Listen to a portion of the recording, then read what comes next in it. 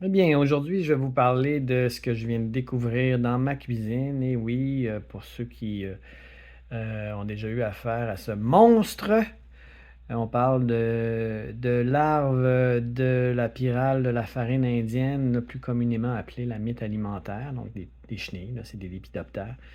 Euh, Croyez-moi sur parole, je suis un ancien technicien en gestion parasitaire et j'ai souvent eu affaire du moins à mes clients, à cet insecte qui peut paraître, somme toute, banal, mais oh my God, une fois qu'il rentre dans votre maison, là, il est vraiment difficile à enlever, là. Il est très sournois et ce qui me fascine chez cette espèce, c'est qu'il est très polyvalent dans ses sources de nourriture. Donc, c'est sûr qu'a priori, c'est un insecte qui aime mieux les produits céréaliers, là, d'où son nom, Piral, la farine indienne. Mais croyez-moi, il est très versatile et polyvalent.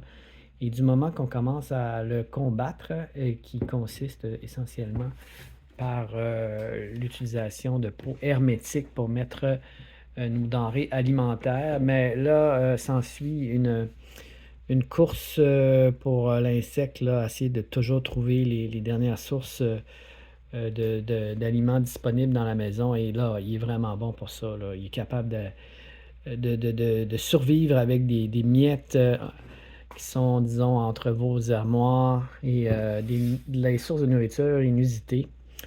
Donc, les plus faciles là, à enlever là, à leur disposition, c'est la nourriture qu'on donne à nos animaux.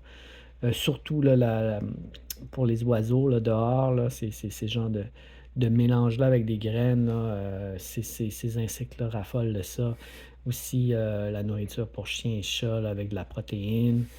L'année dernière, j'ai déjà eu une infestation, imaginez-vous donc, euh, qui est partie. Hey, ça m'a pris des jours avant de comprendre, là, parce que moi quand même, là, c'est assez, ben, disons, notable, là. Je me force là, pour tout mettre dans des pots hermétiques. Puis là, j'étais là, mon Dieu, ils viennent d'où ces pyrales-là, là, montadines? Et ça venait de l'ail. J'avais acheté de l'ail bio d'Espagne, là. Puis il était carrément rentré dans les gousses d'ail, là. Je sais pas si c'est la même espèce, là, mais en tout cas, au niveau visible, visuel, là, c'était quasiment identique, là. Ça devait, moi, à mon avis, c'est la même espèce. Mais j'en ai déjà vu aussi dans des grains de café, imaginez, du chocolat. C'est fou. Et là, ben, c'est ça, je les ai découverts, imaginez-vous donc, dans mes noix de Grenoble, que ça fait pas très longtemps que j'ai acheté. Donc, je ne crois pas cette fois-ci que ça vient, que c'était à l'intérieur du sac hermétique que j'ai acheté chez Maxi. Le problème était probablement déjà dans ma maison. Et la preuve, voyez-vous, j'ai des pièges à phéromones. Ça, c'est quand même un outil assez important dans la lutte au pyrale. Premièrement, son utilité principale, c'est de monitorer. Donc, tant que vous n'avez rien dans le piège, vous savez que vous êtes, il y a pas de cet insecte dans votre environnement. Et du moment qu'on commence à en voir, ben, ça nous donne l'indice que c'est en démarrage. Il faut être préactif dès les premières apparitions. Il faut savoir que ce piège, essentiellement, attrape les mâles. C'est un piège à phéromones sexuels. Et donc, c'est à se demander des fois, quand on regarde le nombre de mâles dedans, sont où les femelles. Mais les femelles, c'est celles qui ne vont pas dans le piège. Et j'ai remarqué que c'était un insecte nocturne. Donc, mine de rien, quand vous voyez un petit papillon voler là, en plein milieu de la nuit, c'est probablement une femelle qui, si vous la suivez dans la maison, elle va finir par s'approcher de la source de nourriture qu'elle désire, dans laquelle elle désire pondre. Et là, elle va s'immobiliser et mettre son cul là, dans les airs, là, comme le font souvent les papillons femelles, pour aller dégager un maximum de phéromones sexuels. Ben c'est ça, là. C'est à ce moment-là aussi qu'il faut être rapide, là, parce que quand vous en avez juste une ou deux dans la maison, ben, de les repérer, les éliminer avant qu'elles soient fécondées, peut tout faire la différence avec la suite du scénario. Parce que regardez le nombre de chenilles que j'ai là-dedans. Et là, l'ouverture, je l'ai mal. Ça se ferme par gravité, là, c'est hermétique, mais c'est une bonne qualité, Bodum, là. C'est pas Oxo, mais c'est quand même bon. Je l'avais tout simplement mal fermé, puis l'ouverture était à quelques millimètres. Donc, un individu femelle qui a trouvé le moyen d'aller pondre. Là, c'est en train de faire un arc. C'est une colonie en soi, là, je pourrais les élever, là.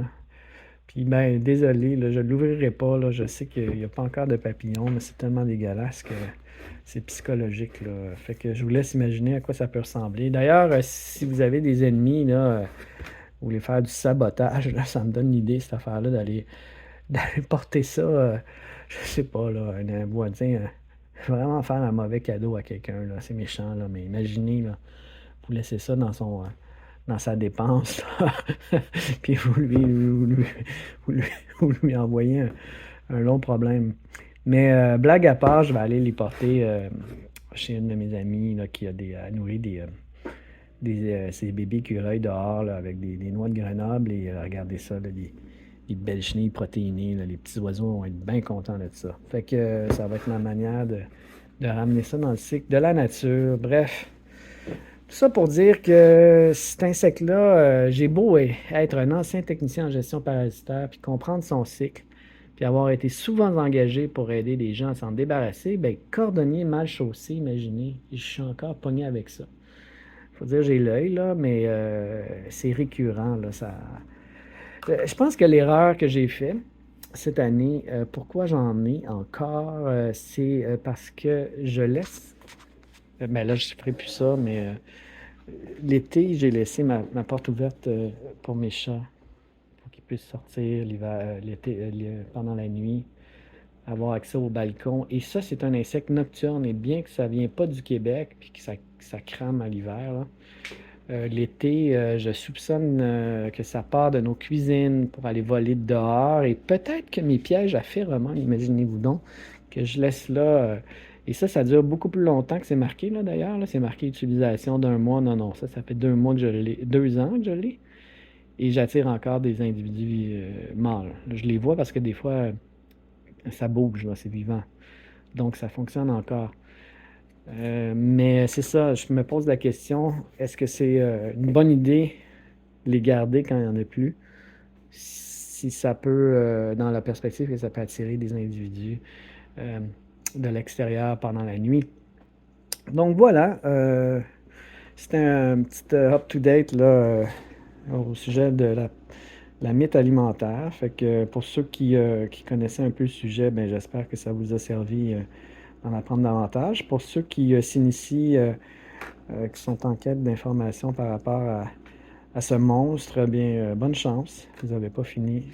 Croyez-moi, c'est pas évident de s'en débarrasser. Donc, soyez stratégique et apprenez à en savoir le plus possible sur votre adversaire. C'est le meilleur moyen pour développer une stratégie efficace à long terme. C'est un combat de longue haleine, puis c'est ça. Même des gens comme moi qui sont rodés là, dans la lutte à cet insecte. J'ai encore quelques épisodes ici là, qui me popent d'en face. Fait que là, ben c'est ça. J'ai perdu 15 de noix de Grenoble en espérant que ça va se terminer ici pour eux. Je vais vous souhaiter une bonne fin de journée.